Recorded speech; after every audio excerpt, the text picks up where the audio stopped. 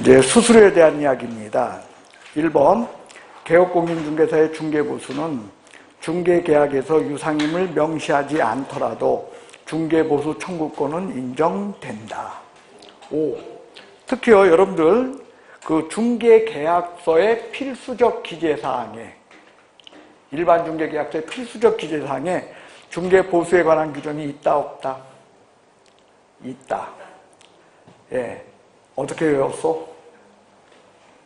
중위모의 가수, 준수. 할 때 수가 뭐요? 예, 수수료요. 그 다음, 일반 중개계약서와 전속 중개계약서 서식에 중개수수료 이야기 있다, 없다? 있다. 그래요. 1번 의뢰의무, 2번 갑의 권리의무.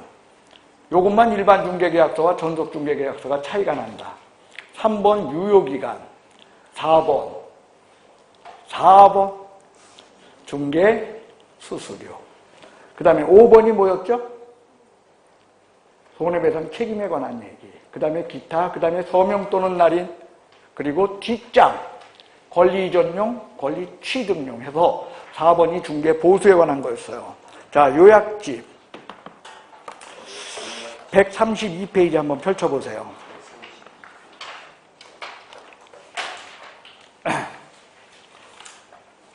일반 중개계약서의 필수적 기재사항에 보면은요, 의뢰의무, 조속히 하나 적혀 있다. 여기에 대해서 갑의 의무, 의뢰의무를 전속중개계약 134페이지겠죠. 2주일시 먼저 나온다. 그죠? 그 다음에 7일 이내 지체 없이 그거 적혀 있다. 그리고 확인설명 성실히 수행하여야 한다. 이렇게 적혀 있었다. 그 다음 132페이지 갑의 의무, 갑의 권리 의무다. 그래가지고 다른 개업공인중개사에게도 중개를 의뢰할 수 있다. 확인 설명에 협조해야 된다. 여기에 대해서 전속중개계약서는 갑의 의무로 첫째로 전속중개계약서 한 장 들춰보시오. 예. 뭐가 적혀 있냐면 첫째로 위약금 지불, 수수료 전액에 해당하는 금액. 그래서 두 개가 적혀 있어. 그리고 3번은 뭐냐? 스스로 발견한 자와 거래했을 시에는 위약금이다, 소요된 비용이다. 예, 그리고 동그라미 2번. 확인 설명에 협조하여야 한다. 확인 설명 협조입니다. 그리고 그 뒤로부터는 일반 중개계약서와 전속 중개계약서가 똑같아서 4번 뭐 있어?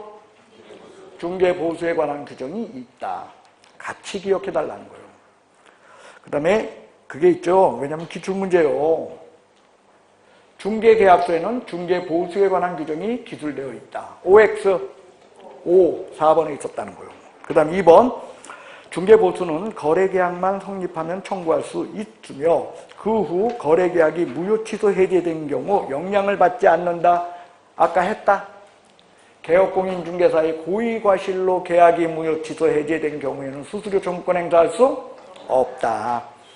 그 다음에 3번, 개업공인중개사가 거래계약서를 작성하지 못했다 할지라도 거래계약 체결에 있어서 결정적 기여를 했어. 이때는 수수료 청구권 있다. 예, 결정적 기여, 가설적 제거에 의한다. 이렇게 수업했었어요. 그 다음 4번, 중개보수는 중개 대상에 따라 주택과 주택 외로 나누고 다른 기준이 적용된다. 그래서 주택은 국토교통부령에, 주택 외는 국토교통부령, 주택에 관해서는 다시 매매 교환과 임대차 등이 다시 쪼개진다. 그래서 0.9%, 0.8% 범위에서 지도조례로 정하더라. 기준이 다르다. 그 다음에 5번, 주택의 경우 중개보수는 중개 내용에 따라 매매 교환과 임대차 등으로 다른 기준이 적용되고 있다. 그 다음 6번, 주택 임대차 중개의 경우 중개보수는 의뢰인 거래 금액의 1천분의 9 범위다, 1천분의 8이다. 왜? 중개보수 중에 주택 임대차니까. 그러나 주택 외의 임대차는 그거는 1천분의 9가 맞다는 거예요. 그 다음 7번 주택 외에 중개대상물의 중개보수는 국토교통부 령이 정하는 범위에서 시도조례까지 간다 아니면 당사자가 약정하면 된다. 그래서 여기서 국토교통부 령이 정하는 범위라는 건 0.9%다. 그래요. 그 다음 8번 매매 교환의 경우 중개보수는 중개의뢰인 쌍방으로부터 받되 최고 1.6%까지 받을 수 있다. 1.8%까지다. 왜죠? 쌍방이니까. 쌍방이니까. 그죠? 예. 그 다음 9번 상가 임대차에 대한 중개보수는 그 일방으로부터 받을 수 있는 한도는 거래 금액의 1천분의 8이다. 1천분의 9다. 왜? 상가니까. 주택 외야. 주택 외는 매매 교환 임대차 구분 없이 다 0.9% 범위이다. 그 다음 10번 일부 중도금만 납부한 분양권을 중개를 해요. 그러면 총 분양가액으로 기준으로 한다 아니면 기납입액이다. 그래요. 기납입액에 프리미엄을 더한다. 10번 틀렸네요. 11번 동일한 중개대상물에 대하여 동일한 당사자 간의 매매 임대차가 동일한 기회에 이루어졌을 땐 합산하여 수수료 받는다. 매매에 관한 수수료만 받는다. 그래요. 틀렸습니다. 12번 중개대상물인 주택의 소재지와 사무소 소재지가 달라. 그러면 어디를 기준으로 한다? 예? 예, 사무소 소재지다. 주택이기 때문이다. 그 다음 13번 중개대상물인 건축물 중 주택의 면적이 2분의 1 이상이야. 2분의 1 이하. 그러면 어떻게 되는 거예요? 뭘로 본다? 주택으로, 주택 외로. 주택이다, 주택 외다.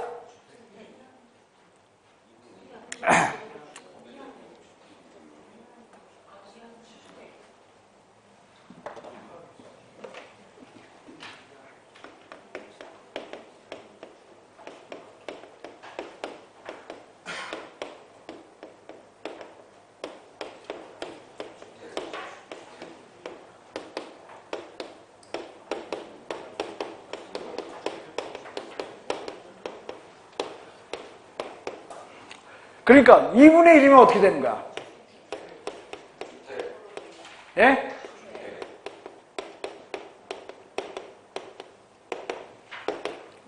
됐어요. 예, 그런 내용입니다. 그래서 거기 13번은 뭐요? 2분의 1이야. 그러니까 뭐로 봐야 돼? 그래서 주택의 중개에 관한 중개보수 규정이 준용된다. 맞네요. 그 다음 실비의 한도, 권리관계 등 확인에 소요되는 비용 또는 계약금 등 반환 채무 이행에 관한 비용, 이 두 가지다. 딱 두 개밖에 없습니다. 그 다음 법정은 보겠습니다. 중개수수료 청구권, 중개계약 시 발생하며 거래계약을 정지조건으로 거래완성을 정지조건으로 행사할 수 있다. 줄 치세요. 거래완성. 거래완성이요? 중개완성이요? 중개완성이죠. 우리가 맨날 써도 잊어버리는 거예요. 중개는 뭐로? 뭘 거쳐서? 무엇으로 중개가 완성된다?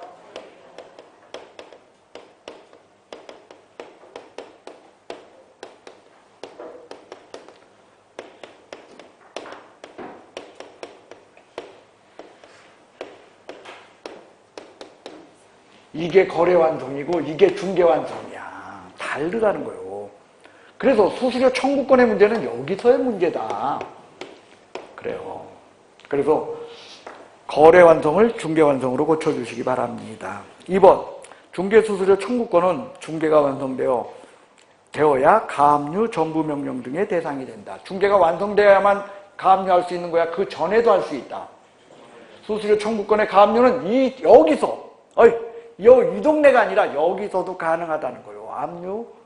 가압류, 전부명령 대상이다. 그 다음에 3번 개업공인중개사는 중개의뢰인의 고의, 과실로 인하여 거래액의 행위가 무효 취소 해제될 경우 이때는 수수료 받을 수 있다 없다? 누구의 고의, 과실이요? 중개의뢰인. 그러니까 수수료 청구권 살아 있어요. 그 다음 4번 주택의 중개수수료와 주택의 실비는 그 국토교통부 령이 정하는 바에 따라 시도 조례로 정한다. 주택의 실비해서 주택 빼요. 주택을 빼세요. 다시요. 그 문장은 이렇게 돼요. 주택의 중개 수수료와 실비는 이렇게 돼 있어요. 주택의 실비는 그러니까 실비는 주택과 주택외를 논하질 않아요. 무조건 시도조례요. 실비는. 됐어요? 예, 그래서 저기는 실비의 한도는요, 여러분들 무조건 시도조례다. 그래서 주택의 실비만 시도조례인 것은 아니다. 됐어요? 됐어요? 그 다음 5번 주택의 중개에 대한 수수료는 의뢰인 쌍방으로부터 받되 그 일방으로부터 받을 수 있는 한도는 매매교환 임대차 거래금액의 1.9% 범위에서 시도조례로 정한다. 그래서 요거 맞나요? 틀리나요? 틀려요. 왜? 주택이니까 뭐는 빼야 돼? 임대차는 1천분의 9야, 1천분의 8이야. 매매교환은 1천분의 9, 임대차 등은 1천분의 8 범위에서 시도조례로 정한다. 이렇게 고쳐야죠. 그 다음 6번 매수신청 대리의 경우 중개, 개업공인중개사는 수수료와 수수료 요율에 대해서 위임계약 후 설명하여야 한다. 후 동그라미에. 예, 이제 여러분들이 이쪽에는 문제들이 익숙해져야 돼요. 위임계약 전에 이게 설명하는 거예요. 언제 설명해? 그러니까 여러분들 매수신청 대리 업무를 맡잖아. 맡으면 수수료 얼마 먼저 얘기해야 되는 거야. 뭘 얘기해? 자, 교재 몇 페이지를 펼쳐주시냐면요. 86페이지를 펼쳐보시기 바랍니다. 자, 86페이지 찾으셨나요? 거기요. 상담 및 권리분석 수수료 거기에 반괄호 2번 있죠? 반괄호 2번의 맨 끝에 위임계약 체결 그 다음에 뭐라고 되어 있어? 전. 그 다음 매수신청 대리수수료 맨 끝에 뭐라고 되어 있어? 그러니까 86페이지 맨 끝에 위임계약 예, 위임계약 전. 거기 안 적혀 있어요? 예? 그래요. 위임계약 전. 그래서 무조건 위임계약 전에 설명하도록 되어 있어요. 자, 그 수수료 얘기 7번 보십시오.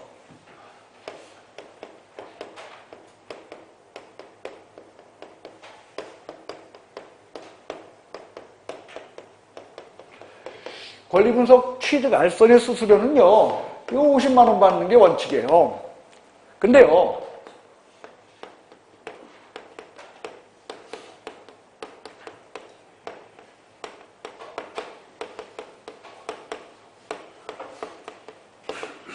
자, 경매가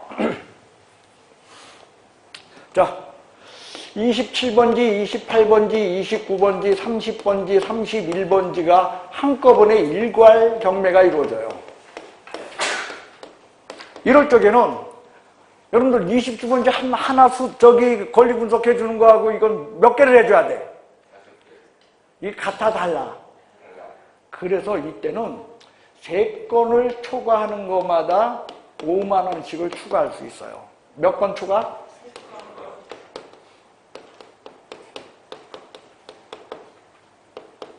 이렇게 할 수 있다는 거예요. 5만 원 범위에서 더 받을 수 있어. 그러니까 이거 얼마 받을 수 있는 거예요? 이거. 60만. 그렇죠. 50만 원을 기준으로 5만 원, 5만 원, 60만 원까지 받을 수 있다는 거예요. 됐어요? 예. 반면에 개별 매각은 뭐냐면 27번지 이거 하고 그 다음에 이건 뭐냐면 원주에 있는 거야. 원주 어디에 무슨 27번지. 그리고 춘천에 있는 거 뭐 어디 뭐 쇼자동 뭐에 30번지.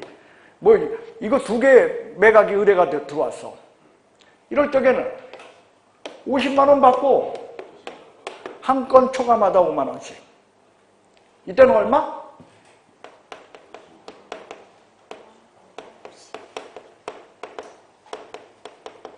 이렇게 된다는 거예요. 한 건을 초과할 때마다 5만 원씩 더 받을 수 있다. 됐어요? 그 다음 저건 무슨 수수료? 그렇죠. 저건 상당수수료야. 그런데 그게 아니라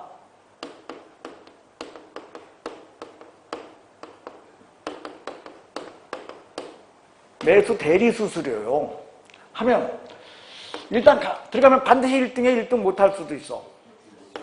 예? 150만 원 벌면 못하면 그럼 1등 하면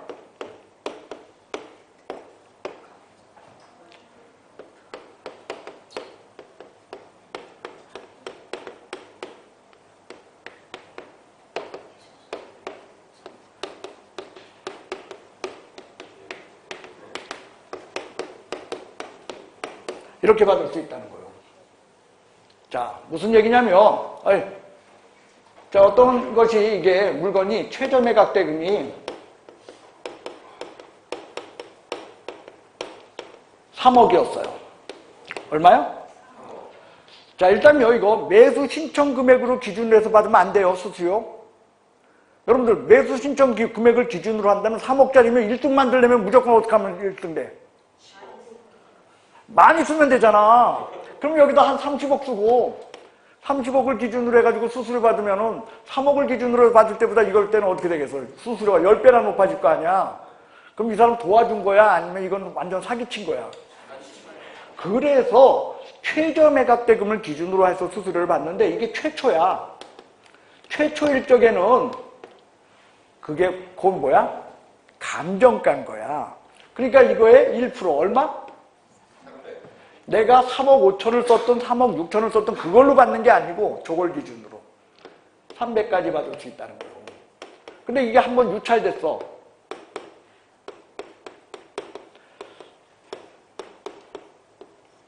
예, 30% 저감한 다음에 여기 2억 천이야. 이걸 기준으로 할 적엔 몇 프로? 1.5%.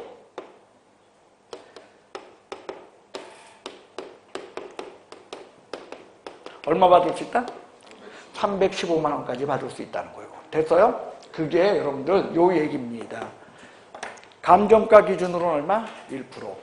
그 다음 저거 기준으로 최저 매각 대금 기준으로 1.5%. 그리고 언제 수수료 얘기하는 거야? 찾아왔을 때 먼저 수수료부터 수수료 얼마? 그 얘기부터 하고 하라는 거예요. 자, 문제 보겠습니다. 자, 6번처럼 시험에 많이 나와요.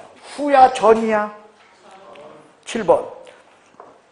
중개대상물 소재지와 사무소 소재지가 서로 달라. 개업공인중개사는 중개사무소 소재지 시도 조례로 정한 기준에 따라 수수료 실비를 받아야 한다. 요거는요, 여러분들 어떻게 보면 맞는 것 같지만 이거는 틀렸어요. 이 지문 자체만 놓고 보면 틀린다는 거예요. 그 앞에다가 이렇게 집어넣어. 주택의 경우라고 써놓으세요. 뭐의 경우? 왜? 주택 외의 경우는? 그렇죠. 그러니까 주택의 경우라고 고쳐내세요. 주택 외의 경우는 무조건 국토교통부령일 뿐입니다. 그 다음 8번. 주택 외의 대상물 중개에 대한 수수료는 국토교통부령에 의한다. 그래요. 그래서 7번은 주택의 경우로 빠져 있다는 거예요. 그 다음 9번. 주택 외의 중개 대상물의 중개에 대한 수수료는 의뢰인 쌍방으로부터 받되 그 쌍방으로부터 받을 수 있는 한도, 일방으로부터 받을 수 있는 한도. 예? 앞에는 쌍방, 뒤에는 일방이야. 그 일방으로부터 받을 수 있는 건 1,000분의 9 이내 의뢰인과 개업공인중개사가 협의한다. 예, 주택 외니까. 예, 앞에는 쌍방, 뒤에는 일방. 뒤에가 쌍방으로 고쳤을 땐 그때는 1,000분의 9, 1,000분의 18. 예, 그렇게 되는 거예요. 그 다음 10번. 자, 임대차 중 보증금 외에 차임이 있어요. 그럼 월 단위 차임액에 100을 곱한 금액을 보증금에 합산한 거래금액으로 하고, 그 다음 밑에 문제가 연결되는 거예요. 그렇게 합산한 금액이 5천만 원 이하인 경우, 미만인 경우. 예? 이하인 경우, 미만인 경우. 5천만 원일 때는 재산 정한다, 안 한다? 안 한다. 이하를 미만으로 고쳐요. 70을 곱한다. 그리고 합산한 금액으로 한다. 그리고 이는 주택의 임대차의 경우에 해당하고 상가나 뭐 토지 이런 것들의 경우는 해당 제외된다 아니면 다 포함이다? 다 포함이야. 예, 수수료 요율만 달라. 이건 수수료 요율의 문제예요. 산정 기준액의 문제예요. 수수료 요율은 주택과 주택 외가 나누어집니다. 그러나 산정 기준액은 나누어지지 않습니다. 그래요. 그래서 여러분들 별개다. 그 다음 12번 전용 면적이 85제곱미터 이하야. 그리고 상하수들 있고 뭐하고 이런 거 있어. 그럼 매매교환은 1천분의 5. 그리고 임대차 등은 1천분의 4. 예. 그 다음 13번 매수신청 대리 업무의 경우입니다. 예, 일괄 매각이야. 그러면 한 개 부동산 초과할 때마다 5만 원 범위에서 상한선 증액 한 개 초과, 세 개 초과. 세 개 초과. 그 다음 매각 허가 결정 확정되어 매수인이 됐어. 그러니까 1등 한 거야, 1등 못 한 거야? 예? 감정가 기준으로는 얼마? 그렇죠. 최저 매각 대금 기준으로 바뀌었네요. 1%와 1.5%가. 15번 상가 임대차의 경우 권리금까지 포함하여 수수료 산정한다. 권리금은 수수료 산정에서 제외된다. 권리금 제외. 예, 그 다음 교환입니다. 교환은 상호매매를 보고 두 개 다 받는 거다 아니면 큰 쪽이다? 큰 쪽이다. 법에서 요구하는 건. 단 수수료 체계가 다를 때는 어떻다? 체계가 다를 때 그렇죠. 유리한 쪽 택할 수 있다. 그 다음 분양권입니다. 법에는요 여러분들 16번처럼 밖에 안 적혀 있어. 그러니까 수수료 체계가 다르다. 그거는요 법에 있는 내용이 아니라 어디에 있다? 그건 국토부 회신이요. 그 다음에 17번 분양권입니다. 기납입액에다 프리미엄을 산정하는, 프리미엄을 더하는 방법. 이때 분양가액을 기준으로 하면 무조건 초과징수야. 법을 몰랐다. 내가 법이 이렇게 되는지 몰랐다. 이거 통한다, 이게 안 통한다. 예, 금지행위에 해당한다는 거예요. 그 다음에 18번 동일이 3번 들어갔어. 그럴 때 뭐? 매매에 관한 거래 금액만을 적용합니다. 그 다음 중개대상물인 건축물 중 주택의 면적이 2분의 1 초과인 경우 이상인 경우 예, 주택으로 적용하고 면적이 2분의 1 이하인 경우 미만인 경우 여기 칠판에 있죠? 곳에 지웠나? 아, 아깝네. 예, 조금 전에 했던 그거 예, 그 내용입니다. 그 다음에 20번 개업공인중개사는 주택의 중개대상물에 대하여 중개수수료 요율 범위 안에서 실제 자기가 받고자 하는 그 수수료 상한요율을 수수료 요율표에 명시하여야 한다. 이를 추가해서는 받을 수 없다. 이거는 주택의 경우요, 주택 외요. 주택 외로 고쳐야 되네요. 맨 첫 자. 그 다음 위의 경우 상한요율을 이걸 명시하지 않으면 업무정지 사유 100만 원 이하 과태료. 왜지요? 개시의무 위반이다. 그래요. 그 다음 22번 계약금 등 반환 채무 이행 보장에 드는 비용으로서의 실비용. 이자가 들어있네. 누구에게 받아? 권리를 이전하고자 틀렸어요. 취득. 그 다음 영수증 첨부 줄쳐놓으세요. 여러분들 중개수수료에는 영수증 규정이 없어요. 그런데 실비에는 영수증을 첨부하여 이렇게 돼 있어요. 반면에 매수신청 대리에서는요 중개랑 실비나 다 영수증 첨부야. 그게 차이요. 그리고 이건 매수신청 여기 얘기를 했으니까 마저 할게요. 이 동네에서는요 실비는 어떻게 되냐?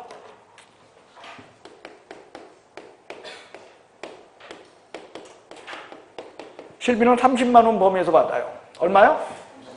근데요 여기는요 통상의 비용은 수수료에 포함된 걸로 봐.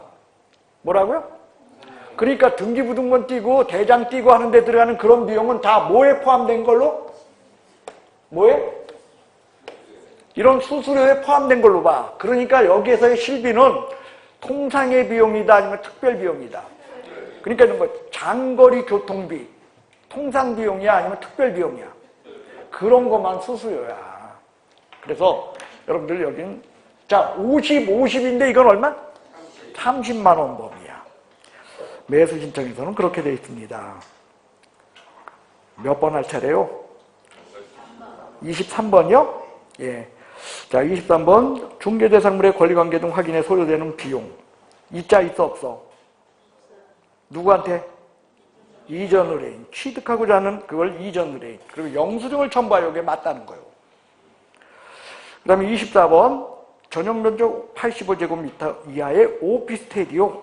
그러면 매매 교환은 얼마? 0.5. 그래요. 근데 여기에 보면 주거용인 경우 이게 들어있어. 주거용인 경우만 이렇게 하는 거야? 무조건이야? 무조건이야. 그래요. 그 다음 25번. 중개보수 지급 시기는 개업공인중개사와 중개의뢰인의 약정에 의한다. 약정이 없을 적에는 법에 뭐라고 되어 있다? 예? 거래대금 완납일로 되어 있다. 이거 좀 기억해 주십시오.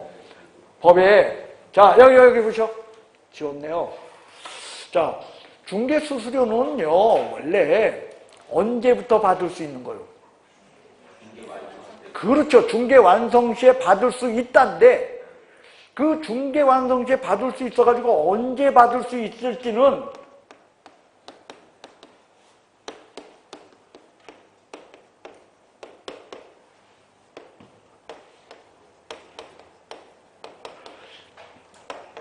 이 뒷얘기, 여기서 언제 받을 수 있을 건 뭐의 문제? 약정의 문제인데, 약정을 안 했을 시에는 언제 받는다? 예? 잔금지급시라고 여러분들이 어떻게 대답을 하셨어? 잔금지급시. 잔금지급시가 뭐야? 아니야. 거래완성 아니야. 거래완성은 등기야. 민법에서 여러분들 뭐 배웠어? 법률행위에 의해서 법률행위가 완성되는 건 뭐에 의할 때? 물권행위가 완료될 때. 물권행위는 뭐야? 등기죠.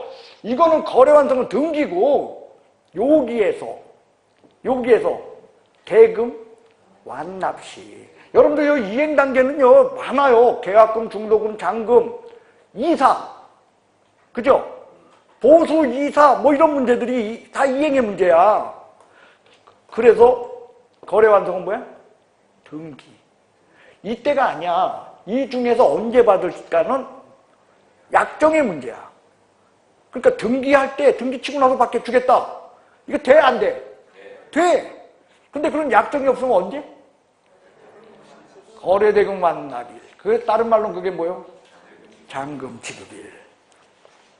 그래요. 그래서 저 25번 지문 법에 있는 거요? 없는 거요? 이때니까. 법에 들어온 거야 이게요. 약정 안 되면, 그러니까 약정이 없을 시는 어느 날을 기준으로 한다? 그렇게 법에 들어온 지 한 2, 3년밖에 안 돼. 기억하셔야 돼요. 돼서요? 자, 금지행위 보도록 하겠습니다. 자, 115페이지요. 개업공인중개사는 건축물의 매매를 업으로 해서는 안 된다. 건축물, 중개대상물이죠. 중개를 한대, 매매를 한대.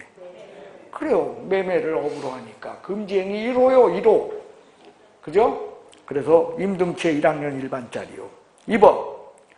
개업공인중개사가 중개업과 별도로 문구점 운영을 업으로 하고 있대. 금지행위다, 아니다? 왜? 중개대상물 아니잖아, 이런 소품들은. 예. 그렇기 때문에 금지행위 아니다. 3번. 자, 무등록자인 거 알면서 그를 통하여 중개를 의뢰받았대. 그게 뭐요? 금지행위이다. 예. 이게 뭐 이렇게 써놨어. 금지행위이다. 예? 뭐라고요? 금지행위야. 알면서 그를 통해 중개를 의뢰받으면, 예, 의뢰받기만 해도 실행의 착수, 중개의 완성 이런 게 없었다 할지라도 무등록자와 협력한 행위이다. 금지행위입니다. 그 다음 4번. 공인중개사법 등 관련 법규에서 정한 한도를 초과하여 보수 약정을 맺은 경우 그 전부가 무효다, 초과 부분만 무효다. 자, 일단 이거는 금지행위다, 아니다? 아니다, 지금. 왜? 약정만 맺었잖아. 보여? 예. 수수료가 지불됐어, 안 됐어? 예. 그 다음, 5번. 상가 분양을 대행하면서 주택 외의 중개 대상물에 대한 법정 중개 보수를 초과하여 금품을 받은 경우 금지행위에 해당한다. OX, X. 왜죠? 분양대행은 중개가 아니다. 6번. 개업공인중개사가 중개 의뢰인으로부터 수수료 명목으로 법정 한도를 초과하여 당좌 수표 받았어. 근데 부도 났어. 금지행위다 아니다? 왜? 받았잖아. 예. 7번. 개업공인중개사가 중개의 보수 산정에 관한 지방자치단체 조례를 잘못 해석했어? 그래서 조금 더 받았어. 처벌 대상 아니다? 처벌 대상이다. 예, 법률의 착오아니다. 왜? 법의 무지는 용서될 수 없다. 그 다음, 중개 대상물 가격에 관한 것은 당해 거래상 중요사항으로 볼 수 있다. 그래서 4호의 중개 대상물 거래상 중요사항에 해당한다. 여러분들, 이건 뭐의 문제죠? 예? 기망행위. 기망행위는 어떻게 돼 있어요? 중개 대상물의 모든 걸 기망하지 말아라, 아니면 그 중요사항에 대한 기망이다. 그래요. 이 중요사항에 대한 기망 속에는 금액에 관한 것 포함된다, 포함되지 않는다. 예, 금액에 관한 것은 여러분들 여기에 중요사항이다라는 거예요. 예, 그런 내용이 되겠습니다. 그래서 가격에 해당하는 거는 여기 판례가 이야기하고 있다. 무척 높은 가격. 그죠? 예.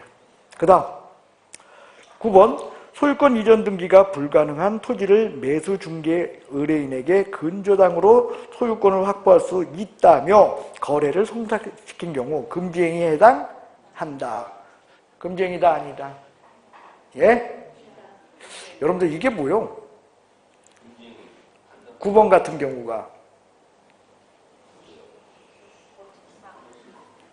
이게 보통 있잖아요. 공법상, 그러니까 사법상 저기가 제한이 되는 경우 소유권 이전이 못하게끔 된 것들, 이런 것들을, 그러니까 지난번에 수업하면서 이런 얘기 하지 않았나요? 혹시? 뭐냐면 대표적인 경우가 저거요. 투기 과열지구에서 분양권 전매 가능하다, 불가능하다? 불가능하다 그랬죠. 그래서 그 투기과열 지역에서는 그래서 분양권 전매 안 한다, 한다. 할 적에 어떤 방법을 택한다? 소유권 이전이 불가능하잖아. 처분금지 가처분 신청해 놓는다. 이게 그런 형태인 거야, 지금. 그러니까 처분금지 가처분 해가지고서 그거 소유권 넘기면 돼. 뭐 이런 식으로 쏘긴 거예요. 이게 얘기한 거예요. 그런데 금지행위라는 거예요. 예. 됐어요? 그게 9번이 그 얘기야. 그 다음 10번. 아파트를 분양하려는 자에게 청약통장 거래를 알선한 경우.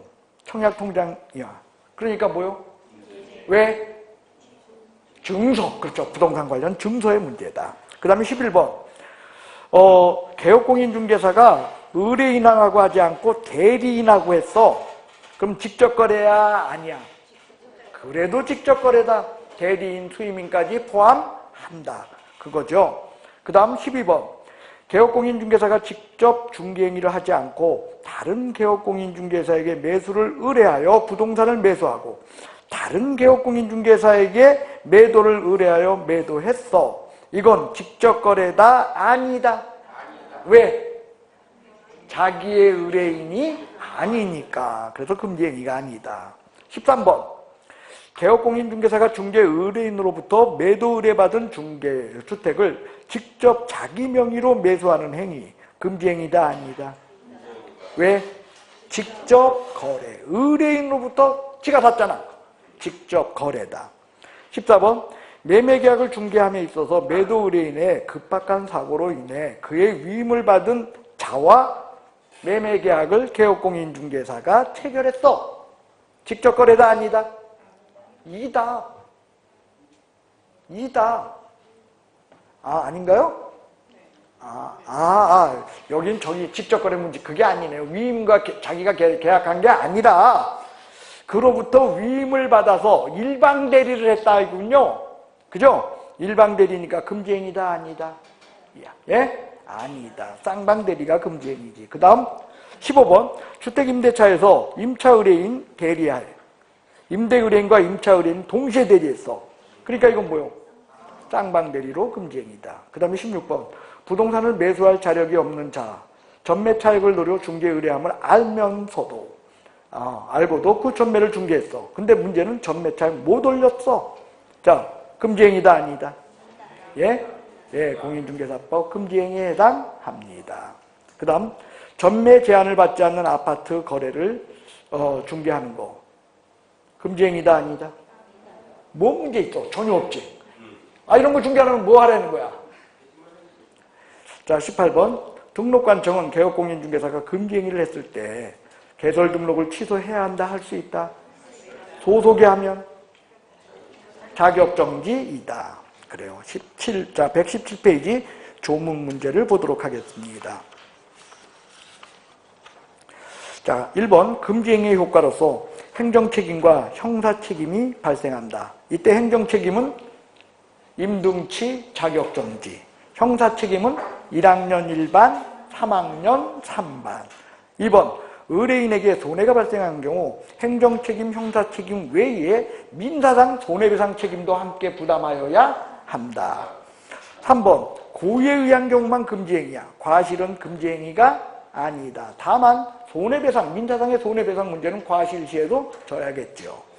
4번 사법적 효력에 직접 영향을 미치는 것도 아니고 수수료 청구권에 영향을 주는 것도 아니다. 수수료 청구권은 중개가 완성되면 받을 수 있는 거예요. 다음 민사상 사건에 의해서, 그러니까 민법에 의해서 제한될 수는 있다. 그러나 금지행위라는 이유로 이런 것이 제한되는 것은 아니다. 그 다음 개업공인중개사 등에게는 적용된다. 그러니까 개소보가 전부 금지행위의 대상자이다. 그러나 일반인 그리고 특히 무등록자 금지행위의 대상자다 아니다? 무등록자는 금지행위의 대상자가 아닙니다. 그 다음 중개대상물 매매를 업으로 하는 행위는 법정 중개대상물 매매를 업으로 하는 경우에 국한된다. 매매를 업으로 한다. 중개대상물이어야만 한다. 그 다음 중개대상물 매매를 업으로 하는 행위는 부동산 거래 태양이나 횟수 등 비추어서 판단한다. 업인가 여부가 판정된다. 맞습니다. 중개대상물에 대한 임대차나 분양대행도 이것도 매매를 업으로 하는 행위로 이거 처벌된다? 아니다. 이건 아니다. 그러니까 개업공인중개사 임대업 할 수 있다. 그 다음 9번 중개 의뢰인 아닌 자와 일회성 매매를 하는 것 허용된다. 즉 의뢰인 아닌 자와 했기 때문에 직접 거래가 아니야. 그리고 매매를 했지만 일회성이기 때문에 업으로 한 건 아니야. 그래서 매매를 업으로 한 행위도 아니고 직접 거래도 아니다. 그러나 중개 의뢰인과 일회성 매매를 한 것은 매매를 업으로 하는 행위는 아닐지라도 뭐에 해당한다? 직접 거래에 해당해. 직접 거래. 그래서 금지행위다. 그래서 9번도 맞습니다. 이런 것들은 판례 내용들을 갖다가 여러분들한테 설명하기 위해서 집어넣은 것들이요. 10번 분양권 매매를 업으로 한 경우야. 분양권도 뭐요? 중개대상물이야. 그렇기 때문에 매매를 업으로 한 행위에 해당해서 금지행위다. 11번 중개 의뢰인 당사자 간의 합의에 의하여 일방 당사자가 수수료 전액을 지불하기로 했어요. 그러면 총액 범위라면 수수료 실비 초과로 걸린다? 안 걸린다?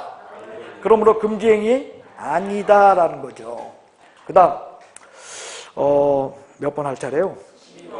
예, 상가 분양 대행에 따라서 보수, 다른 보수, 그 다음 점포 권리금 이거 수수료 실비 초과 규정 적용받는다? 그렇죠. 분양 대행에 대한 보수는요 14조로 중개업 외 업무고 권리금은 수수료 산정에 포함되는 거 아니고 별도로 받을 수 있어. 13번 실제로 수수료를 받아야 금지행위이지 약정만 한 경우는 금지행위에 해당하지 않는다. 그래서 순가중개계약은 약정에 불과해. 그래서 순가중개계약 자체가 위법인 것은 아니라는 거예요. 14번 순가계약 자체가 명문으로 금지되고 있지는 않다. 그러나 결과적으로 수수료 범위를 초과하게 되면 그때 비로소 금지행위에 해당한다.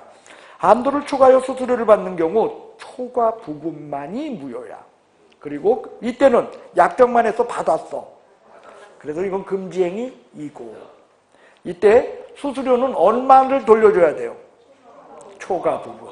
예. 16번.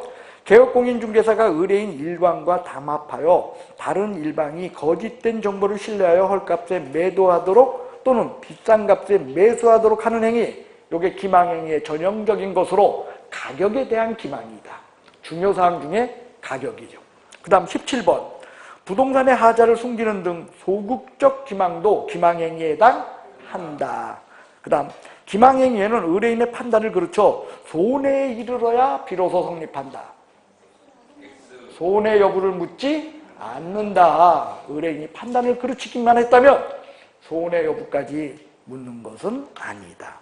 19번. 관계법령에서 양도, 알선 등이 금지된 부동산의 분양, 임대 등과 관련되어 있는 증서 등의 매매, 교환 등을 중개하거나 그 매매를 업으로 하는 행위를 한 도속 공인중개사야.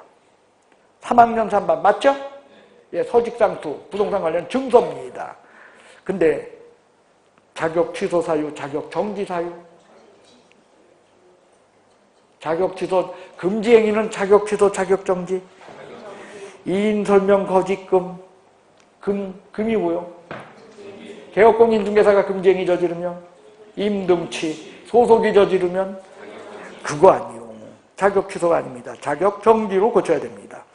자, 직접거래의 상대방은 소유자, 그리고 대리권을 수여받은 자, 그리고 위탁받은 수임인 다 포함한다. 그 다음에 부동산 투기를 조장하는 행위에는 투기 과열지구 내에 전매 제한된 분양권 전매를 알선한 경우까지도 포함한다. 이게 바로 투기 조장 행위의 대표적인 예이다. 그 다음 중개보조원이 중개의뢰인과 직접 거래를 했어. 누가 했어? 그러니까 몇 학년 몇 반? 3학년 3반. 3학년 3반. 행정처분은 없어. 왜? 보조원이라서. 개업공인중개사면 임등치, 소속이면 자격정지. 자, 23번. 중개의뢰인과 직접 거래는 임대차 계약이나 교환 계약을 포함한다, 제외된다. 거래 속에는 임대차나 교환까지도 포함이다. 그래요. 그 다음 개업공인중개사의 금지행위는 임의적 등록 취소, 소속은 자격정지. 예, 맞네요. 그 다음 이제야 오늘 수업한 거 이제야 들어가나 봐. 그죠? 예, 자 빨리 봅시다. 121페이지요. 실무교육과 연수교육은 시도지사가 실시한다. 맞아요? 틀려요? 예, 실시권자는 시도지사입니다. 실무교육의 교육시간은 28시간에서 32시간 이하이다. 맞죠? 예, 매수신청에서는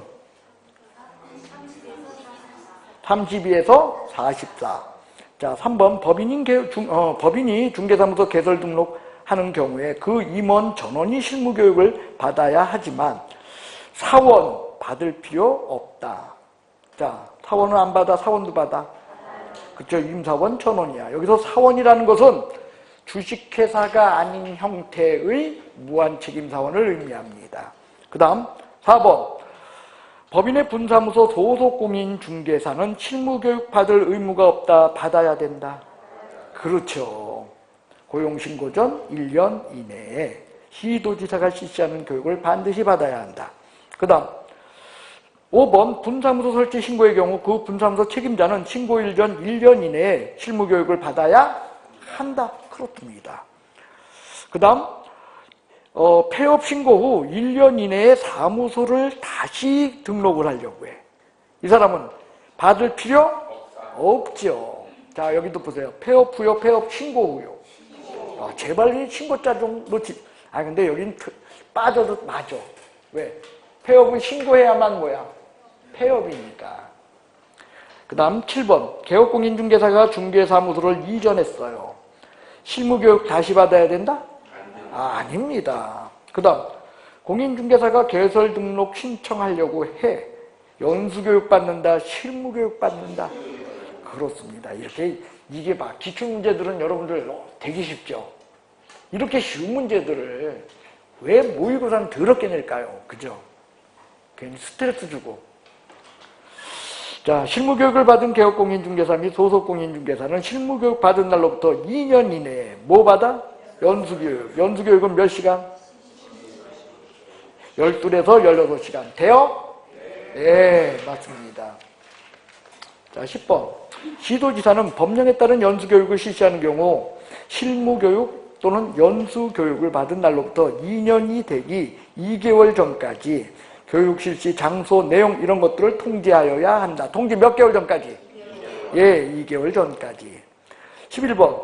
중개보조원이 고용관계 종료 신고 후 1년 이내에 다시 고용신고될 경우 직무교육 받아야 된다, 안 받아도 된다. 받는다도 1년 이내, 받지 않는다도 1년 이내. 단 종료 신고. 예, 그 다음. 자, OX 문제 다시 이제 법조문 필수 문제입니다. 1번 국토교통부 장관 시도지사 등록관청은 대통령령이 정하는 바에 따라 그 업무의 일부를 협회 또는 대통령령이 정하는 기관에 위탁할 수 있다라고 법에 써 있다. 업무 위탁이요. 그 다음에 2번 국토교통부 장관 실무교육, 직무교육, 연수교육에 관한 업무를 위탁할 때는 국토교통부령이 정하는 그런 인력, 기관 뭐 이런 것들을 지정하여 위탁하여야 한다. 여러분들 실무교육, 연수교육, 직무교육의 교육권자가 누구야? 시도지사지. 왜 거기에 국토교통부 장관이 들어있어?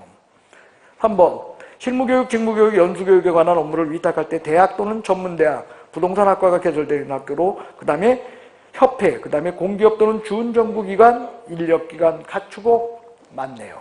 그 다음 시험 시행기관회장은 시험에 관한 업무를 위탁할 때 공기업 또는 준정부기관 또는 협회에 위탁할 수 있다. 공사 맞네요. 5번 시도지사 또는 시험시행기관회장은 업무를 위탁할 때 위탁받은 기관의 명칭, 대표자, 소재지, 그 다음에 업무 위탁 내용 아까 썼어요. 어디의 고시? 예, 관보의 고시. 그 다음 매수신청 대리인 등록을 하고자 하는 개인 개업공인중개사. 이때는 등록 신청 전 1년 이내 누가 지정한 교육기관? 법원? 법원 행정처장, 지방법원장 맞아요? 틀려요? 예, 법원 행정처장입니다. 됐어요? 지방법원장 틀렸습니다. 그 다음 가로를 보세요. 법인의 경우는 임사원 전원 대표만. 예? 대표만. 임사원 전원 아니야. 그래서 거기는요, 여러분들 옆에 해설에 하나 빠졌어. 지방법원장을 뭘로 고쳐야 돼? 예? 법원행정처장으로 고쳐주십시오. 그 다음에 7번. 개업공인중개사 분사무소 책임자, 도소공인중개사 교육은 교육의 대상이고 중개보조원은 교육 대상 아니다. 아니야. 중개보조원도 오늘날에는 무슨 교육의 대상이다? 직무교육의 대상이다. 그 다음 국토교통부 장관 시도지사 등록관청이 시행하는 연수교육은 며칠 전까지 통지? 예? 예? 2개월 전까지. 그 다음 연수교육이야. 국토교통부 장관 시도지사 등록관청이 맞아요? 누구만 말? 시도지사야. 연수교육인데 어떻게 국토교통부 장관 시도지사 등록관청이 다 들어가? 예. 맞출 수 있죠? 여러분들 틀린 게 한두 개가 아니면 더 좋잖아. 문제 낼 때는, 맞출 적에는. 근데 이걸 문제를 압축한 거요. 2개, 3개로 고쳐줄 수 있는 거 똑같은 문장을 갖고 밑에다 또 쓰고 하느니 차라리 어떻게 하는 게? 한 개 문제 속에 2개, 3개를 고쳐가지고서 고쳐놓고 여러분들 보고 맞춰보게끔 하는 거요. 그 다음 9번. 소속공인중개사로서 고용관계 종료 후, 종료 신고 후. 그러면 실무교육 받을 필요 없지요. 종료가 아닙니다. 종료 신고. 그 다음 실무교육, 직무교육, 연수교육 기관 그 강의실 몇 개 이상? 면적은 50제곱미터. 그죠? 그 다음에 국토교통부 장관 지침 마련하여 시행할 수 있다. 그 다음 12번. 자, 중개보조원은 고용신고 전 1년 이내에, 고용일 전 1년 이내 고용신고 전 시도지사가 실시하는 직무교육을 받아야 한다. 다만 고용관계 종료 신고 후, 다 신고자가 빠졌네요. 1년 이내. 그러하지 아니하다. 자, 실무교육을 받은 개업공인중개사, 법인의 임사원, 소속공인중개사는 실무교육 받은 날로부터 2년 이내에 시도지사가 실시하는 연수교육을 받아야 된다. 연수교육이요. 법인의 임사원 포함 제외. 예? 법인의 임사원 빠져야 돼. 연수교육이기 때문에. 연수교육은 어떻게 적혀있다? 개업공인중개사, 소속공인중개사. 14번. 소속공인중개사는 고용신고일 전 1년 이내에 시도지사가 실시하는 실무교육을 받아야 한다. 맞아요. 다만 고용관계 종료 신고 후 1년 이내에 고용신고를 다시 하려고 하거나 폐업신고 후 다시 하려고 할 때 1년 이내일 때는 그때는 받지 않아도 상관없다. 예. 그 다음 실무교육 시간 몇 시간에서 몇 시간? 28, 32. 그 32시간에서 44시간은 뭐요? 매수. 그래요. 16번은 그래서 맞아. 그 다음에 17번 실무교육의 내용은 실무교육이요. 법제도의 변경사항이요. 법률 지식이요. 법제도의 변경사항은 어디요? 연수교육. 그 다음 18번 시도지사는 필요한 경우 개업공인중개사 등이 부동산 거래 예방을 위한 교육을 실시할 수 있고 국토교통부 장관이 개업공인중개사 등의 예방 등을 위하여 교육을 받는 경우에는 필요한 비용을 지원할 수 있다. 해서요. 여러분들 시도지사도 할 수 있고 모두 할 수 있고 다 하는 거야. 예. 이것도 뭐 18번도 고쳐야 되는지 안 고쳐야 되는지도 헷갈리네요. 시도지사만으로 써놔야 돼. 국토교통부 장관 시도지사 등록관청으로 해야 돼. 앞에 다 써야 되죠. 그럼 시도지사만 쓰면 또 틀려? 그러니까 이런 것들이 더러워요. 막상 중개사법에 제일 큰 오류요. 이런 것들이. 자, 그 다음 126페이지 감독상 명령입니다. 자, 1번 국토교통부 장관 시도지사 등록관청은 협회와 그 지부 지회에 대해서 자 감독상 필요한 업무의 문제야. 누구만 해? 국토교통부 장관. 시도지사 등록관청 지워야 되네요. 공인중개사 협회의 지부 지회에 대한 감독상 명령은 오직 국토교통부 장관이다. 2번 국토교통부 장관 시도지사 등록관청 개업공인중개사에 대해서 감독상 명령할 수 있다. 3번 개업공인중개사에 대해서 국토교통부 장관 시도지사 등록관청은 감독상 명령하는데 가로 열고 법인인 개업공인중개사의 분사무소 소재지 시장군수구청장도 한다 못한다?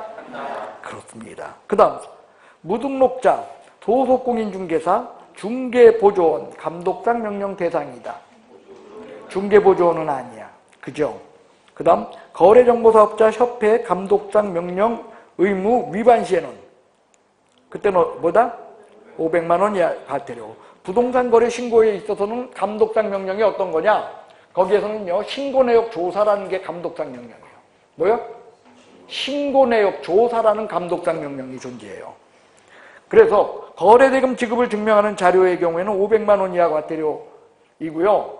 거래대금 지급을 증명하는 자료 외일 때, 그리고 거래대금 지급을 증명하는 자료 자체에 대한 건 3천만 원 이하 과태료예요.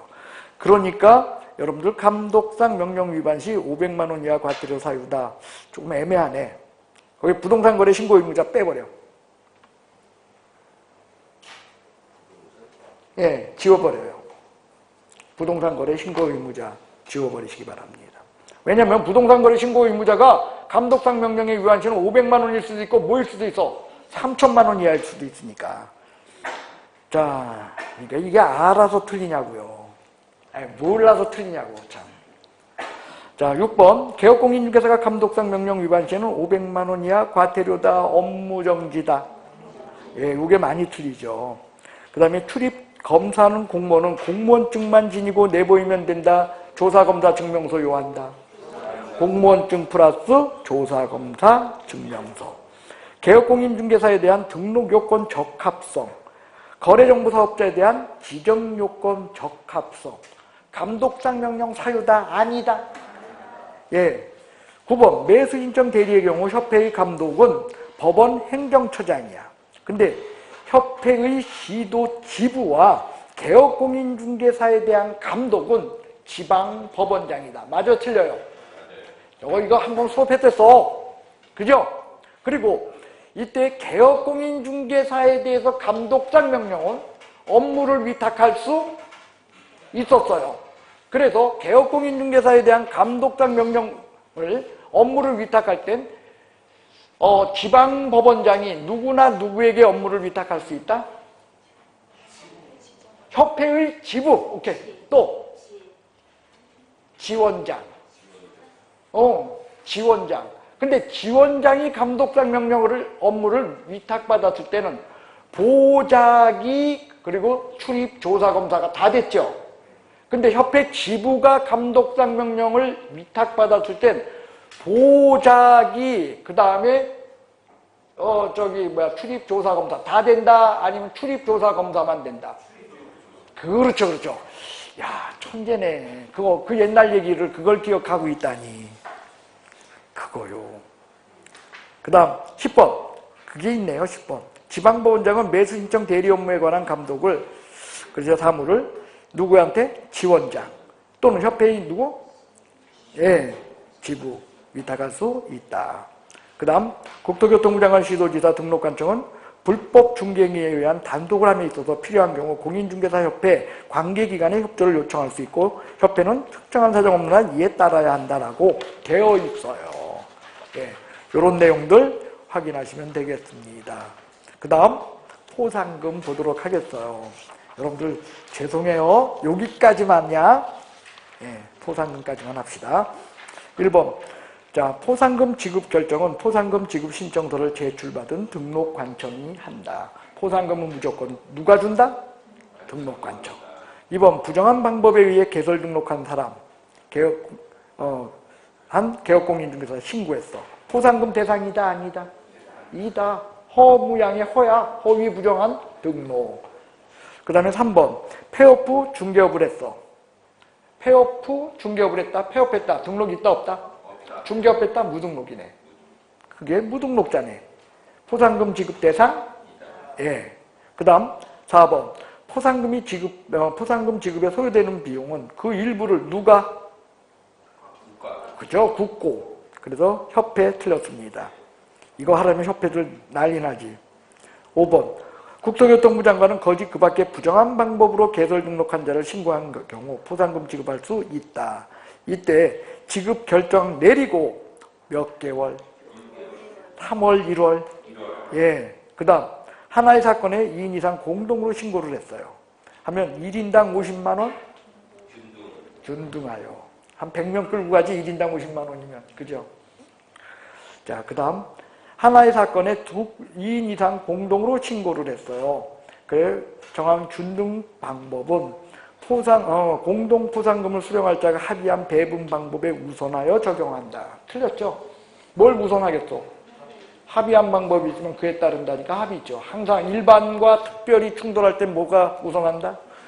특별법 우선의 원칙이라는 거예요. 그 다음 등록관청은 하나의 사건에 대해서 2건 이상의 신고 고발이 됐어요. 2건 이상이니까 최초 신고 고발한 자, 최초로 한 자다. 포상금은 신고 또는 고발 사건에 대해서 검사의 공소제기 기소요의 결정 요거에 한하여 지불한다. 부정한 방법으로 개설 등록한 사실이 등록관청에 의해 발각된 경우 공동으로 신고를 했어. 여러분들 발각이 이미 어떻게 됐어? 발각되고 신고했어. 포상금 받을 수 없지요. 자, 130페이지. 포상금 사유에는 무등록자, 거짓 자격 취득한 자, 자격증 등록증 양도대여한 자이다. 자, 거짓 자격 취득, 거짓 등록. 자격 취득은 아니라는 거예요. 거짓 등록이지. 근데 양도대여는 등록증 양도대여만 자격증 등록증 양도대여 다 포함. 예? 예, 한 자 받은 자 다 포함이라는 거예요. 등록증만 아니고 자격증까지라는 거예요. 그래요. 2번. 행정기관에 의해 발각되기 전에 등록관청이나 수사기관에 신고 또는 고발한 자에게 그 신고 또는 고발 사건에 대해서 법원의 확정 판결에 있어야 확정 판결, 검사의 공소제기, 기소유예 결정. 틀렸네요. 그 다음 50만 원 이하 50만 원. 국고에서 얼마? 100분의 50. 예. 그 다음 포상금 지급 신청서를 제출받은 등록관청 및 수사기관은 포상금 지급을 결정하고, 일단 수사기관 빼요. 수사기관이 포상금 지급 결정해? 누구만 줘? 포상금은. 비록 수사기관에 고발했다 할지라도 포상금은 누가 준다? 예, 그 옆에다가 표시하세요. 30일 밑에다. 수사기관 X. 그래, 결정일로부터 30일 1월. 예, 결정일로부터 1월. 그 다음 2인 이상 공동으로 신고 고발했어요. 어떡한 게 원칙이다. 예, 위에 포상금 지급받은 자가 배분 방법을 정했어. 그럴 땐 합의된 방법에 의한다. 그 다음 2건 이상의 신고 고발이야. 각자 다 준다. 최초. 예, 여기까지가 여러분들 그 문제가 되겠고요. 그 다음에 다음 주면은 여러분들 이거 끝나죠? 다음 주면 끝나겠네요. 그 다음에 다음 주에는 부동산 거래 신고에 관한 것을 하려고 했는데 못할까? 못하겠네요. 예, 여러분 제가 토지거래 허가 안 했잖아. 토지거래 허가를 한 번은 해야지 또 이제 여러분들 그 모의고사 보는데 부담감 없어지니까 토지거래 허가를 한 번 해야겠죠. 자, 이렇게 해서요. 여러분들 고생 많았어요. 옆에 분 꼭 껴안아 주시오. 너는 합격할 거야. 예. 네, 너무 고생이 많았습니다. 예. 자, 가시고요. 그리고 1차생들은, 연결해서 5분 쉬고 우리 그냥 하도록 하겠습니다.